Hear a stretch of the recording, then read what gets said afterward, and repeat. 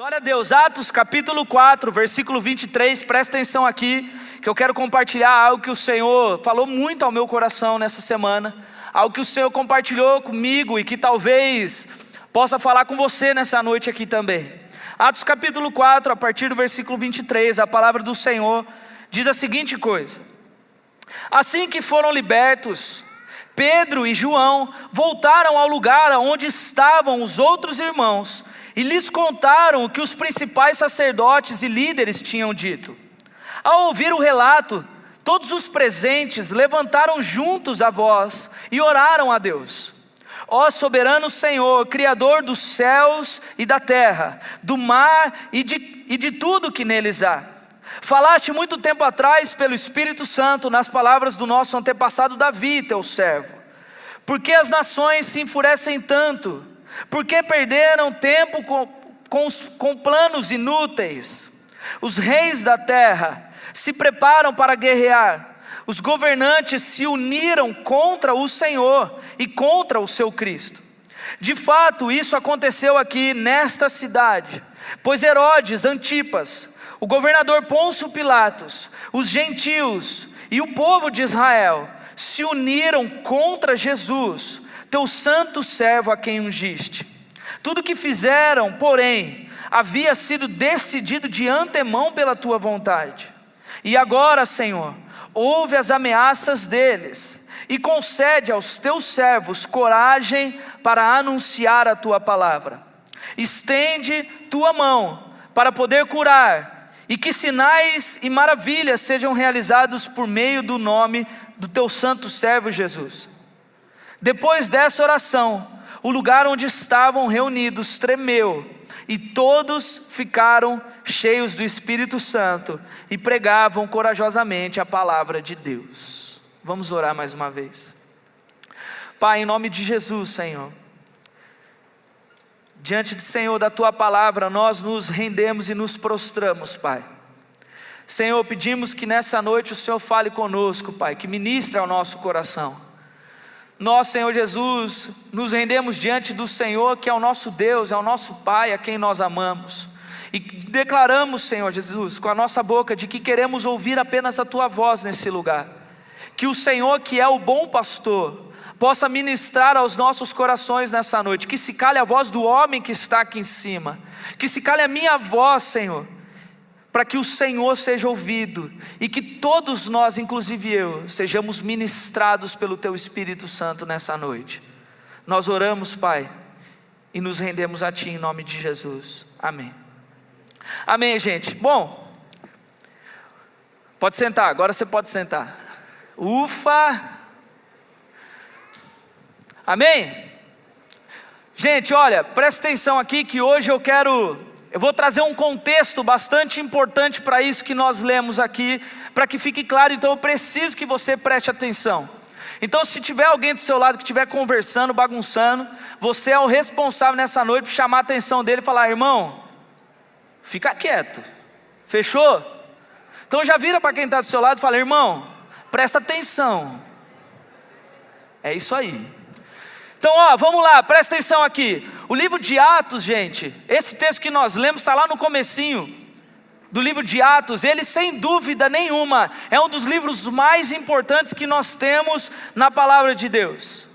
É um livro extraordinário. Por quê? Porque ele, além de ser um livro histórico, que retrata o começo da igreja, retrata o começo de como após a morte e a ressurreição de Jesus, o grupo se forma e o evangelho começa a ser pregado. Um pouco mais para frente começa a contar a história impressionante do apóstolo Paulo e de todas as viagens que ele fez e de como a igreja foi se formando.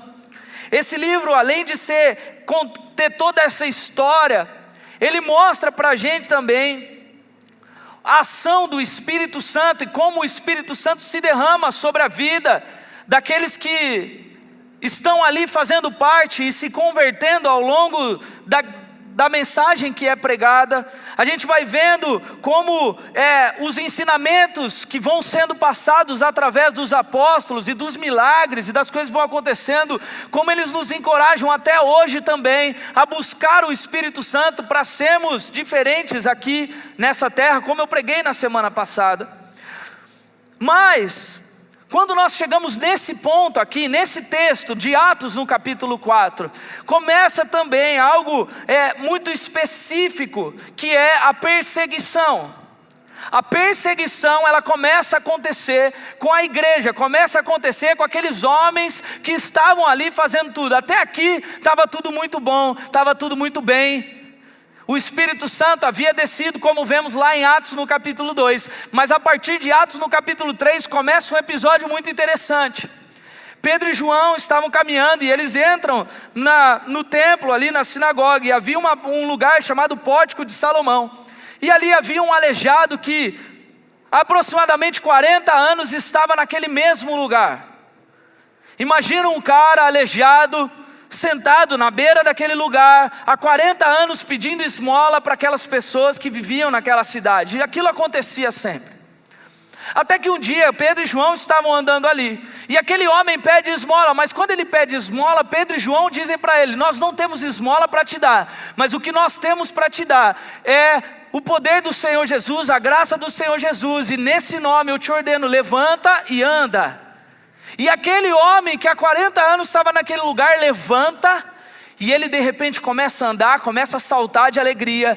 E ali um milagre havia acontecido, algo muito interessante tinha acontecido naquele lugar. O primeiro milagre que tinha acontecido sem Jesus estar mais presente. E então as pessoas que estão em volta, elas começam a perceber então que aquele cara que tinha sido curado era aquele mesmo cara que estava lá há 40 anos.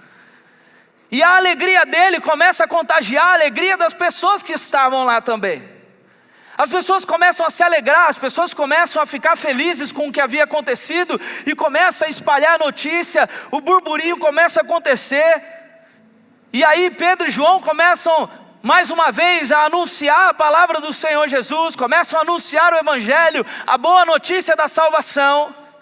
E aí, conforme isso vai acontecendo, lá no capítulo 3, começa dizendo que cerca de 5.000 pessoas já tinham se convertido naquele lugar.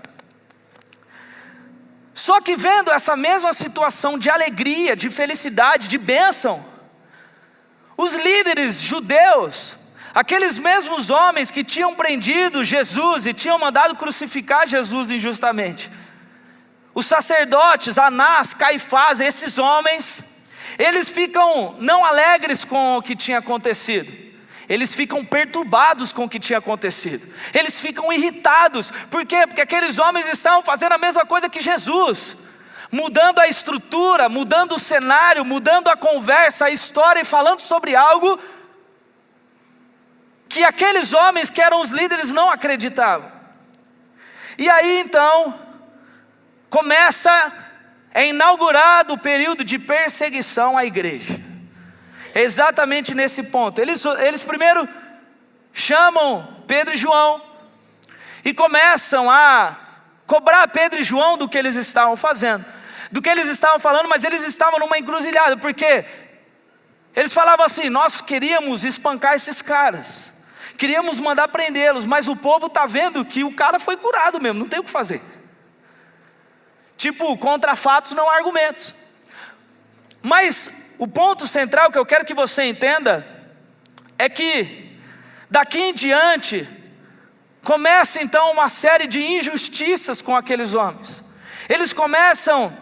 Os líderes judeus começam a falar mal dos apóstolos, começam a difamá-los, começam a planejar a morte deles, começam a ameaçá-los de fazerem coisas terríveis com eles, e que de fato lá no final da vida deles acontece. Eles chegam a um ponto, um capítulo para frente, eles serem expulsos de Jerusalém, serem açoitados e etc, etc, etc, etc.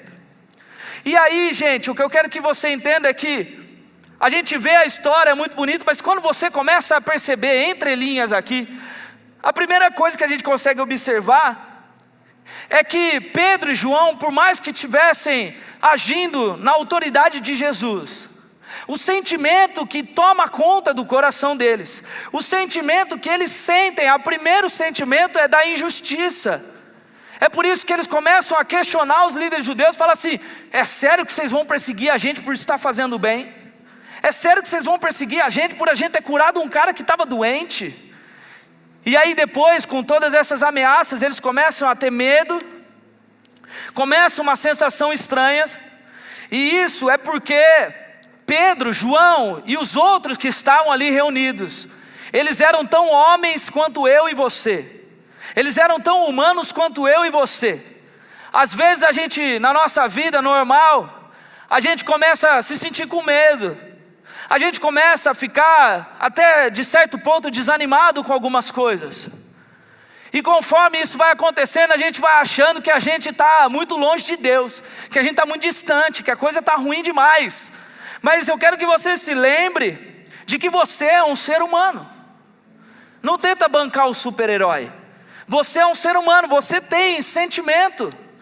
Tem coisas que nós vamos sentir que vão, às vezes, deixar a gente aflito, deixar a gente com medo.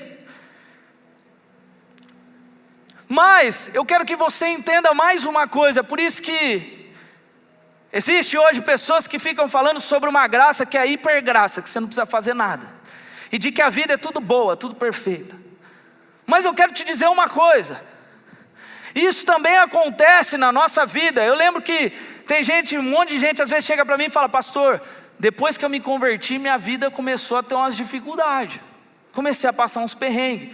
Porque eu quero que você entenda, é que a palavra de Deus ela é clara, que à medida com que nós nos tornamos pessoas de Deus, à medida em que nós nos tornamos filhos de Deus, à medida com que você decide viver um relacionamento de amigo de Deus, naturalmente você vai se tornar um inimigo do mundo.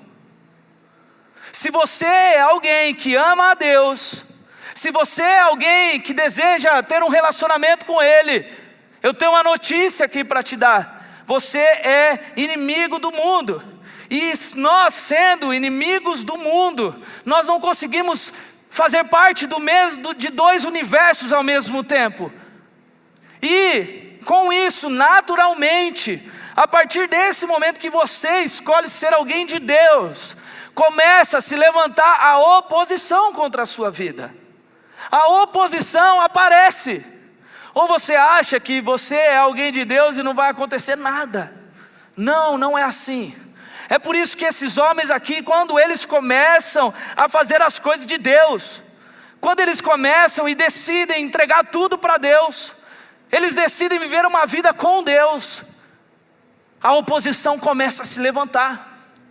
E a oposição que eu digo não é só coisas espirituais, não, pessoas começam a se levantar, injustiças começam a acontecer, problemas começam a aparecer. E aí, como consequência disso, como eu estava dizendo, nós muitas vezes ficamos com medo, ficamos assustados, ficamos desanimados, muitas vezes diante de perseguições, diante de difamações, diante de mentiras que são faladas a seu respeito, nós começamos a querer desistir da nossa vida com Deus, desistir dos nossos sonhos, dos nossos projetos, desistir das pessoas que Deus colocou ao redor de nós.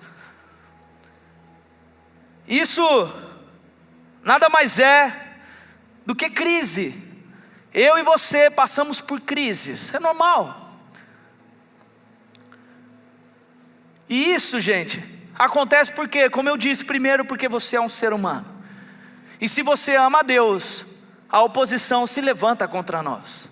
O segundo é porque eu quero que você se lembre que a palavra de Deus é clara de que a nossa vida não é essa aqui. Deus não está preocupado em que você tenha uma vida 100% plena aqui, embora Deus queira o melhor para você. Mas a lógica de Deus é outra, porque Deus sabe que vida plena nós teremos na eternidade com Jesus. Quando nós nos encontrarmos com o Senhor, lá não vai haver choro, não vai haver dor, não vai haver nada de ruim. Lá nós vamos viver bem, para a glória de Deus, glorificando a Deus. Lá nós vamos ser alegres o tempo todo. Lá vai ser uma bênção demais. Mas tem gente que às vezes dedica mais o pensamento, as coisas para a vida aqui. Então entenda uma coisa, a nossa vida aqui, ela é passageira. A nossa vida aqui é uma etapa que nós estamos passando, mas a fase boa da nossa vida será na eternidade com Jesus. E terceiro, gente, porque nós passamos por situações como essa, por tribulações, é porque dessa maneira também, é uma forma de Deus enxergar em você a aprovação necessária para que você viva essa vida na eternidade com o Senhor.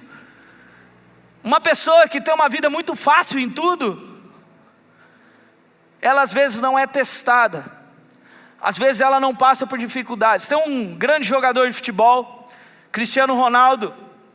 Ele foi questionado quando saiu do Real Madrid, foi para a Juventus, e uma das coisas que ele falou foi que ele decidiu ir porque estava muito fácil ganhar as coisas com o time que ele tinha no Real Madrid, e ele precisava ser testado em times que eram mais fracos.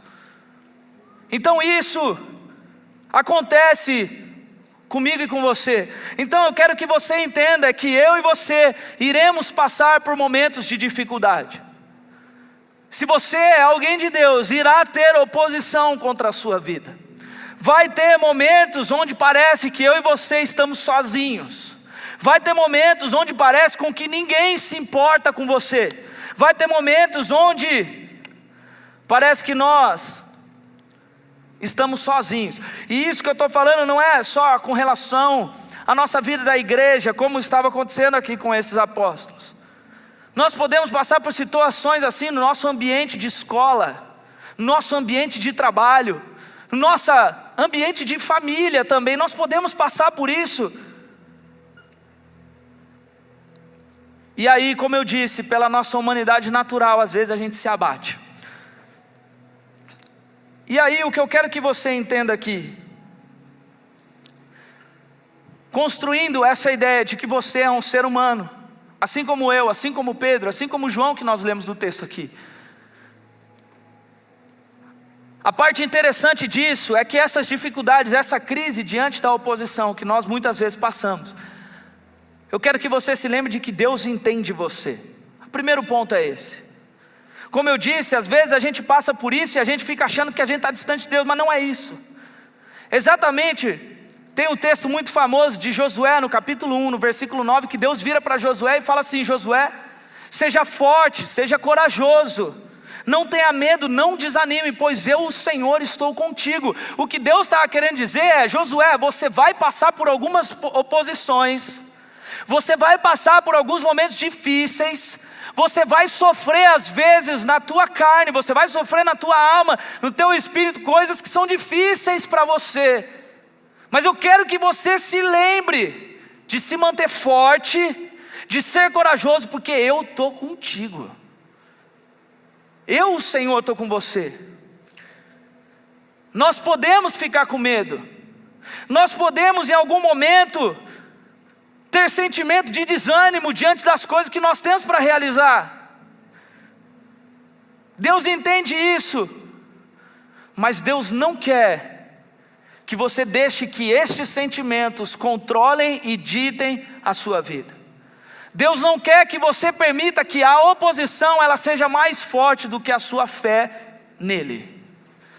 E é exatamente por isso, exatamente porque eu quero que você entenda que Deus está dizendo para nós, diante de situações como essa, seja forte, seja corajoso, que eu trouxe esse texto. Porque a pergunta diante disso é: tá, mas como que eu faço isso? Qual então é a receita que eu e você precisamos fazer na nossa vida para não permitir que esses sentimentos, essas sensações, essas crises tomem mais o controle da nossa vida do que deveriam? E a resposta está exatamente nesse texto que nós lemos. Porque, vocês lembram do que eu estava falando? Pedro e João estavam sendo perseguidos. Já começou um plano de matar eles. Não é coisa pouca não. E Pedro e João sabiam que os caras que queriam matar eles Eram os mesmos caras que tinham matado Jesus. Não era brincadeira. Então o sentimento de medo, de injustiça, toma o coração deles, mas a atitude que eles fazem é outra. A atitude não é uma atitude que reflete alguém de medo, alguém com medo. Não é uma atitude que reflete alguém assustado. Não é uma atitude de alguém que está sendo tomado por uma sensação de injustiça e vítima da história. Não. A atitude deles é outra. É por isso que eu quero rapidamente levantar apenas 3 coisas que esse texto ensina para mim e para você, de como nós devemos agir diante de oposições, diante de sensações que você às vezes tem passado na sua vida. Como eu disse aqui, às vezes a gente chega num culto, parece que derrotado. A gente chega no final de semana destruído por causa de um monte de coisa que aconteceu na nossa vida, na nossa casa, na nossa escola. Mas esse texto ensina algumas coisas preciosas para nós. A primeira coisa que eu quero que você preste atenção, olha só, o texto lá no primeiro versículo que a gente leu diz: assim que foram libertos, Pedro e João voltaram onde estavam reunidos os outros irmãos e lhes contaram o que os principais sacerdotes e líderes tinham dito. Ao ouvir o relato, todos os presentes levantaram juntos a voz e oraram a Deus. Oraram a Deus. Fala para quem estiver em volta de você aí, fala assim: a oração com fé é a primeira coisa que eu e você devemos fazer. A primeira coisa que eu quero que você entenda é que diante da crise, diante da sensação estranha, diante da oposição, diante da sensação de injustiça, de morte, a primeira coisa que eles fazem é orar. Agora, quantos de nós às vezes passamos por situações complicadas na nossa vida, e a última coisa que nós nos lembramos é de orar? Presta atenção aqui. Eu não estou falando de uma oração qualquer, aquela que você faz antes de dormir e às vezes faz dormindo. Eu vou dar um exemplo para vocês. Marina já está assim, ó. Essa semana eu estava com um pouco de dificuldade de dormir.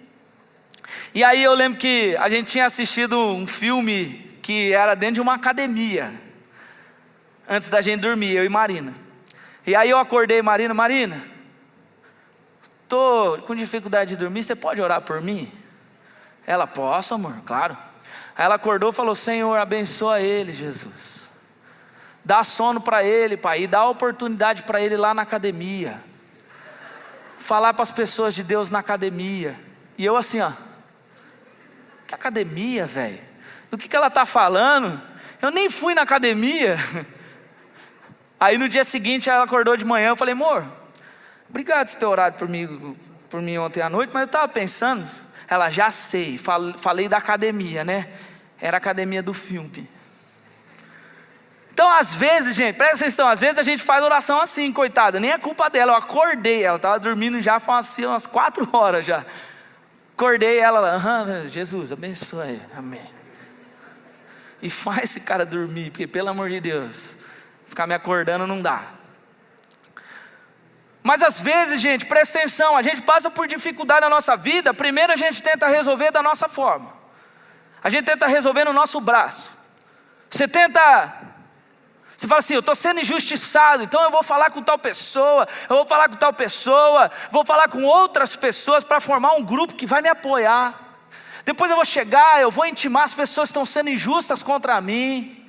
Eu vou falar a verdade. A gente vai tomar banho, fica ensaiando um discurso de briga. Não vem falar para mim que você não faz isso não. Tomando banho aqui a gente fica assim: não, porque quando eu encontrar eu vou falar assim. Mas você, quando você me disse isso, a gente fica. Aí encontra a pessoa, não fala metade das coisas que a gente ensaiou. A pessoa fala uma frase e já te quebra no meio. A gente fica planejando como falar.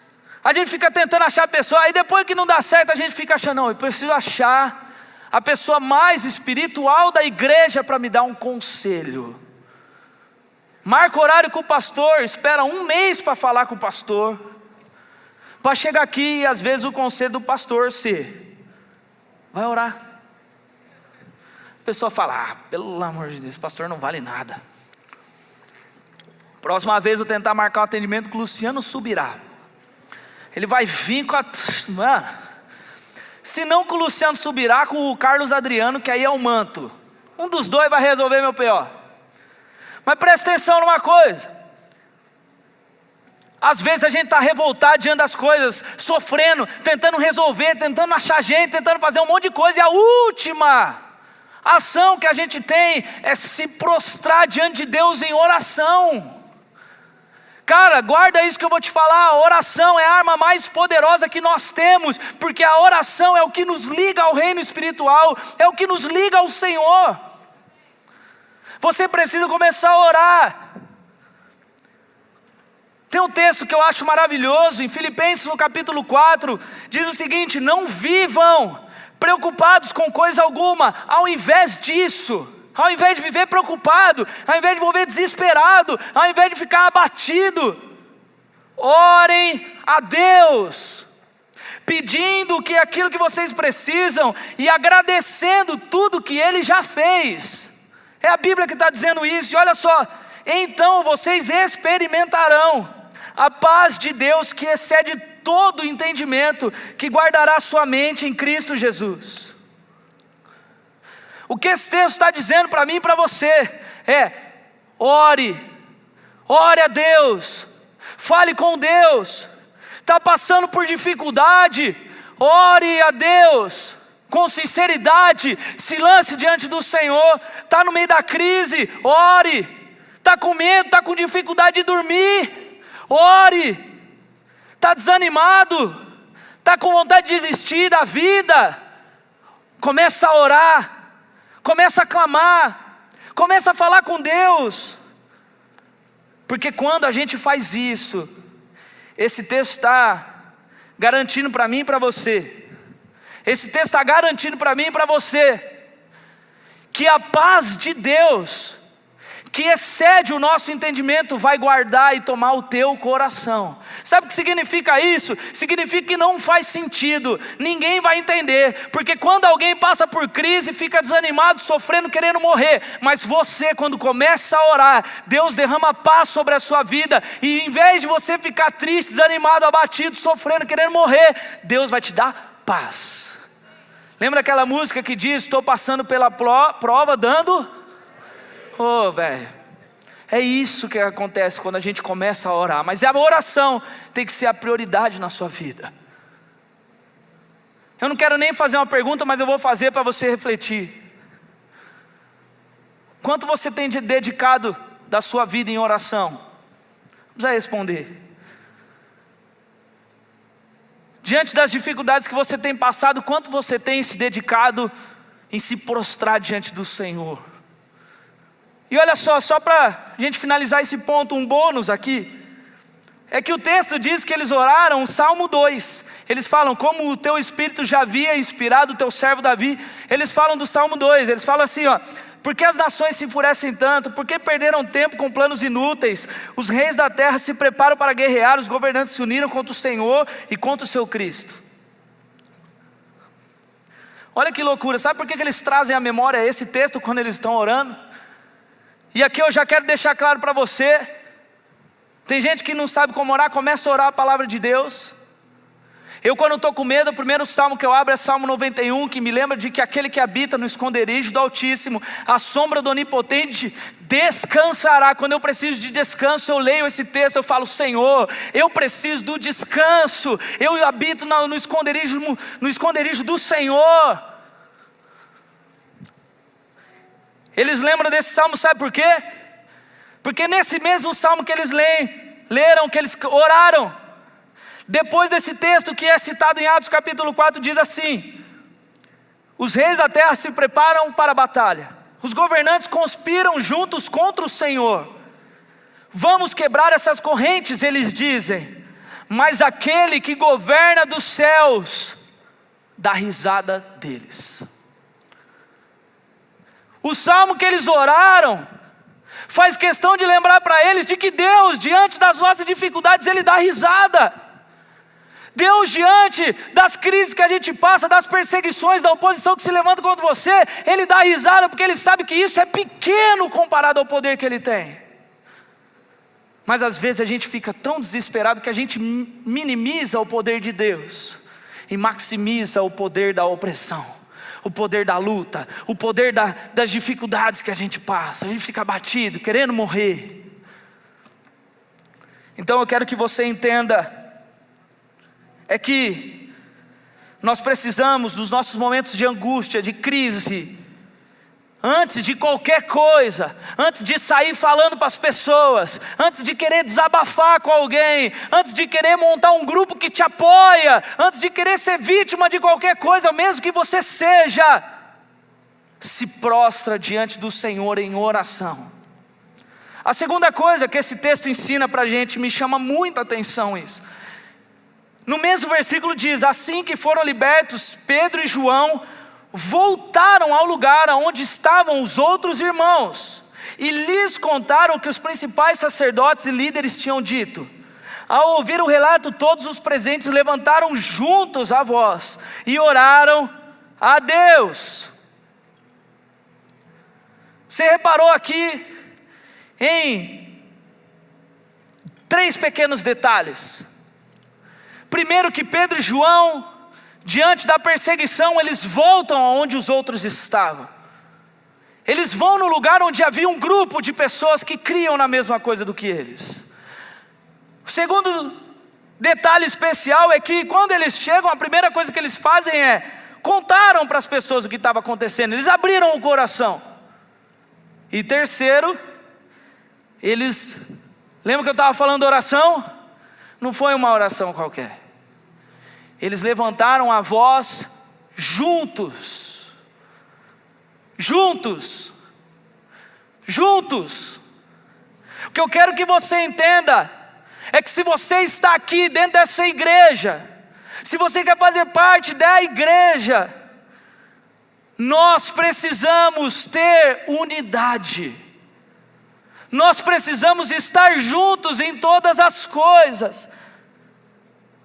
Não é possível a gente viver um cristianismo verdadeiro sem unidade. É impossível a gente viver o padrão de Cristo na nossa vida sem querer caminhar com as pessoas, sem discipulado, sem vida na vida. Hoje a gente vive numa geração que tem quase um abismo entre uma pessoa e outra. Na internet a gente fala o que quer, se comunica da forma que a gente quer, mas quando está aqui pessoalmente a gente não consegue. Mas é muito mais difícil a gente passar por crise, passar por perseguição, passar por coisas difíceis na nossa vida sem estarmos juntos. Olha para o texto. Dentro desses detalhes que eu falei, a gente vê que primeiro eles voltam para o lugar onde os irmãos estão. Eu encontro muita gente, às vezes, aqui na igreja, eu falo: cara, você está sumido, você está sumida. A primeira coisa que a pessoa me fala é: pastor, eu estou passando por dificuldade, eu estou passando por problema. Cara, presta atenção.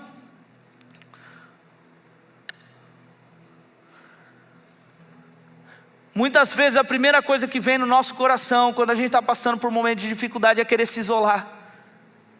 Sabe por quê? Porque a gente não quer que ninguém saiba do que a gente está passando. Mas eu quero te lembrar que esse ambiente aqui, assim como o ambiente onde Pedro e João voltaram, é um ambiente onde a gente está para ser tratado, para ser curado, para ser lapidado por Deus, uns pelos outros. Deus usa a nossa vida para abençoar e tratar e ajudar e cuidar e suportar pessoas que chegam aqui todos os dias. Você querer sair do ambiente da igreja, querer se isolar, é a mesma coisa que você querer frequentar o hospital quando você está bem. E quando você está doente, você fica em casa. Presta atenção numa coisa: a primeira coisa que João e Pedro fizeram foi voltar para o lugar onde havia pessoas. Havia pessoas. A gente precisa estar aqui quando não está tudo bem. A gente precisa vir para esse ambiente quando não está tudo bem. A gente precisa buscar pessoas quando não está tudo bem.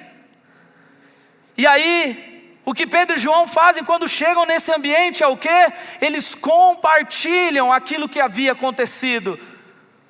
Guarda isso que eu vou te falar. Quando você chega nesse ambiente, você encontra alguém e começa a compartilhar a tua dificuldade.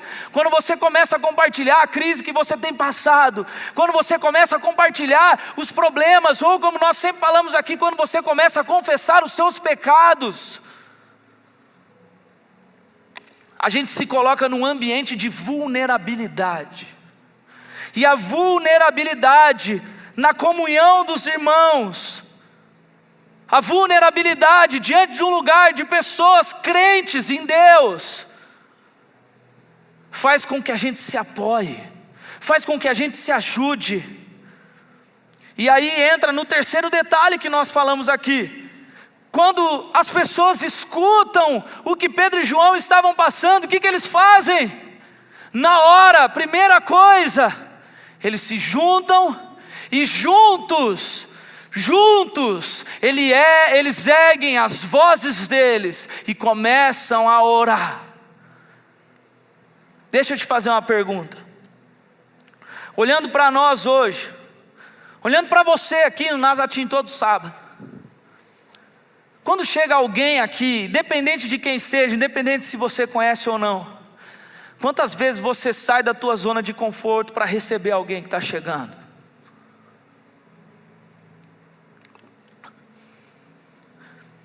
Ainda mais quantas vezes você recebe uma pessoa, está disposto a parar para ouvir, e mais do que parar para ouvir, está disposto a orar junto com ela.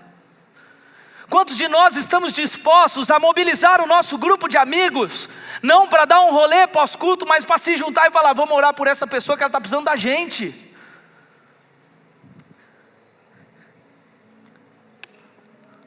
Às vezes tem gente sentada do teu lado aí no banco, sofrendo, com crise. Às vezes tem alguém sentado do teu lado pensando em se matar. E você está aí, falando assim, mas isso é responsabilidade do pastor. O pastor que cuide. O pastor que se vire para fazer isso. Só que presta atenção, isso não é ser igreja. Ser igreja é sermos unidos, é orarmos juntos, é pagarmos o preço uns pelos outros. Deixa eu te falar uma coisa aqui com o temor de Deus. Se você chega aqui todo sábado, muito mais preocupado em gastar tempo com seus amigos, como se isso aqui fosse um clube gospel, você precisa entender o que é ser igreja. Você precisa entender o que é pagar o preço por alguém. Sabe por quê? Porque quando a gente faz isso em unidade, a gente fica mais forte. Quando a gente faz isso em unidade, a gente fica inabalável. E a terceira coisa que me chama a atenção nesse texto, para a gente encerrar, está lá no versículo 29 que diz: e agora, Senhor, ouve as ameaças deles, e concede aos teus servos coragem para anunciar a tua palavra. Repete comigo aí, fala assim: pedem coragem. Fala forte aí, gente, pede coragem ao invés de fugir. Sabe o que eu estou querendo dizer? É que na nossa lógica, esse pedido que eles fazem aqui, que eles falam, Senhor, ouvindo as ameaças deles contra nós, concede coragem, é coisa de maluco. É coisa de maluco. Sabe por que é coisa de maluco? Porque eles estão desafiando a lógica. Porque a lógica da nossa vida, do nosso coração é o quê? Você está passando por dificuldade, você tem alguém te perseguindo, tem alguém te caluniando, tem alguém falando mal de você, o Satanás está se levantando, tudo está acontecendo. A primeira coisa que a gente faz quando a gente ora é o quê? Senhor, me livra disso. Senhor, me livra disso aqui. me dá o escape, me mostra por onde que eu corro. Só que, presta atenção, quando esses homens oram, eles não pedem livramento, eles pedem coragem para enfrentar a oposição. Eles preferem, guarda isso que eu vou falar, esses homens, eles preferem pedir coragem para Deus do que desistir do plano inicial da vida deles. Tem gente que Deus desenhou planos maravilhosos aqui na vida. Tem gente que, quando lembra de onde veio e olha o que Deus está fazendo na vida aqui, fala assim: cara, isso é impossível ter acontecido. A minha vida é assim. Só que aí, às vezes, diante das oposições, às vezes, diante das dificuldades, a gente quer desistir de tudo isso. A gente fica tão desanimado, tão abatido, que quer largar a mão de tudo. Então presta atenção uma coisa, é exatamente isso que Deus quer que você e eu façamos nos momentos difíceis. Lembra do texto que a gente falou aqui de Josué 1:9? Deus fala: seja forte e seja corajoso, não desanima, pois eu, o Senhor, estou com você. O que Deus está querendo dizer é, ao invés de ficar pedindo livramento, gastando teu tempo com isso, começa a pedir coragem, começa a ser forte, começa a pedir para ser corajoso, porque eu, Deus, garanto que estarei com você. Eu garanto que caminharei com você no meio da dificuldade, no meio da luta, mas guarda isso que Deus está falando: eu caminharei com você no meio da dificuldade, não fora dela. Ah, mas a gente quer escapar. Eu lembro que quando eu preguei aqui sobre Davi, eu disse a seguinte frase e eu volto a repetir ela para vocês. Guarda isso que eu vou falar: você está muito mais seguro no meio de uma guerra com Deus do que em casa sozinho sem Ele. Por mais que pareça ser mais perigoso uma guerra, com Deus você é muito mais forte do que fora de uma guerra sozinho. Eu lembro, uma das coisas que mais me mexe comigo é que no primeiro culto da Nazareno no Brasil, em 1958, parecia o pastor Aguiar aqui agora, que ele sempre fala, lá na Glicério, número 52, onde era o Banco Itaú, estou brincando, não era lá ainda, mas o missionário que trouxe a Nazareno para o Brasil, Dr. Earl Mosteller, ele escreveu no diário dele, depois do primeiro culto, ele escreveu assim: hoje em nossa reunião, éramos apenas 12 pessoas, contando com as crianças, mas com Deus éramos a maioria. Éramos maioria. Hoje só esta igreja aqui tem mais de 15 mil pessoas que foram alcançados por um cara que estava lá falando: nós estamos em 12 aqui, mas com Deus nós somos muito mais fortes. Com Deus nós somos maioria. E presta atenção, quando você então orar diante de uma crise, para de gastar seu tempo pedindo para Deus te tirar às vezes do meio dela. E eu já te garanto que se for da vontade de Deus, Ele vai te livrar. Ele vai te livrar, porque Deus faz isso. Deus livrou Daniel da cova dos leões, Deus livrou ele da boca dos leões, mas Deus não livrou ele de chegar até lá. Para provar a mão de Deus, ele precisou chegar até a cova. Guarda isso que eu estou te dizendo, meu irmão. Deus não quer te tirar do meio das tuas lutas. Deus quer te esticar para que você seja forte e corajoso com Ele no meio dela. Você quer ser aprovado para viver na eternidade com o Senhor? Começa a suportar as crises aqui. Sabe por quê? Fique em pé aí no seu lugar, por favor.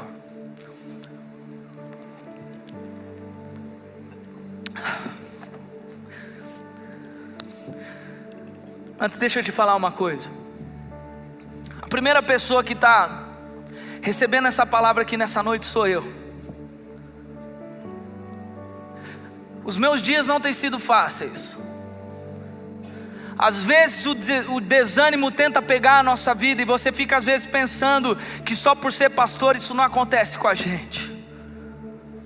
Tem dias que a gente vem para cá mais triste do que alegre, por causa das lutas que acontecem. A primeira pessoa que está sendo ministrada por essa palavra sou eu nessa noite. Mas a resposta de Deus para mim e para você, diante dessas três coisas que eu disse, que é a oração, a unidade e a coragem, está no versículo 31 que diz: depois desta oração, a oração que eles fizeram como prioridade, a oração que eles fizeram juntos, a oração que desafia a lógica do ser humano, que ao invés de pedir para fugir, pede coragem. Depois dessa oração, o lugar onde eles estavam tremeu, e todos ficaram cheios do Espírito Santo. E o resultado? Eles pregavam corajosamente a palavra de Deus. O plano dos opressores era que eles parassem de pregar a palavra de Deus. E ao invés de desistir, eles pediram coragem para continuar. E quando eles fazem isso, juntos, Deus os enche de coragem. Deus os enche com o Espírito Santo. E diz para eles dentro do coração: meu filho, crise você vai ter. Lembra aquele texto que diz: quando passares pelas águas não te afogarás, quando passares pelo fogo não te queimarás. A questão não é se passar, não é isso, é quando você passar. Ou seja, eu e você vamos passar por momentos que vamos ter que andar sobre as águas, vamos passar por momentos que vamos andar no meio do fogo. Você vai ser testado, você vai ser provado, vai ter crise, vai ter oposição, porque você é alguém que ama a Deus. Vai acontecer. Mas quando isso acontecer, se você orar, se você buscar, pedir por coragem, fica tranquilo, eu estarei contigo. O meu Espírito Santo toma a tua vida. O lugar onde você está, desafiando a lógica, pode até tremer, e o plano pelo qual você está pensando em desistir, Deus vai te fortalecer para continuar. Talvez o que eu esteja precisando dizer para você e para mim nessa noite é: não desiste. Pare de pensar que tudo que está acontecendo é o fim da sua vida, ou de que Deus não está com você. Ao invés disso, se prostre em oração, entrega para Deus, se derrama diante de Deus. Ao invés de pedir para Deus te livrar, começa a pedir coragem. Mas mais do que isso, começa a ser igreja também. Começa a ser vulnerável. Tem gente que caminha com você que não sabe quais são teus B.O. Começa a falar. Tenha coragem de abrir teu coração. E você que está aqui em volta, só preocupado com os seus amigos, começa a abrir teu coração para ser igreja na vida das pessoas. Deus está querendo levantar gente que ora pelos outros aqui. Por isso que a primeira coisa que nós fizemos nesse culto foi, nesse momento de mensagem, foi: começa a orar por quem está em volta de você. E quantos de nós tivemos dificuldade de fazer isso? Cara, como foi difícil orar por alguém nessa noite, não foi? Deus está querendo mudar isso no nosso meio, no nosso coração. Feche os olhos onde você estiver agora. Senhor Jesus, nós em Tua presença, Pai, nos derramamos, Pai, pedindo que o Senhor fortaleça a nossa vida, Senhor. Guarda a nossa vida, Senhor. Fala conosco, Senhor, nessa noite, porque tem pessoas aqui passando por crise, Senhor. Tem pessoas aqui desanimando, desistindo de tudo, mas o Senhor está falando hoje: calma, filho, só faz as coisas certas e eu vou estar contigo. Senhor, fala aos nossos corações nessa noite. Agora, Espírito Santo, começa a incomodar, Senhor, aqueles que precisam nessa noite se derramar diante do Senhor.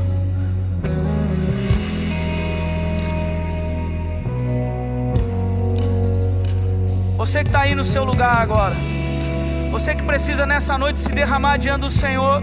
E como eu sempre digo, eu não sei como é que você chegou até aqui, mas eu sei como é que você pode sair se você se derramar diante do Senhor. Você que está passando por crise, querendo desistir, não sei o que e tudo mais, Deus está te chamando a se derramar diante dEle nessa noite. E se não sou eu, mas é o Espírito Santo que está falando com você, sai do seu lugar, vem até aqui. Se coloca no altar do Senhor para nós podermos orar por sua vida nessa noite.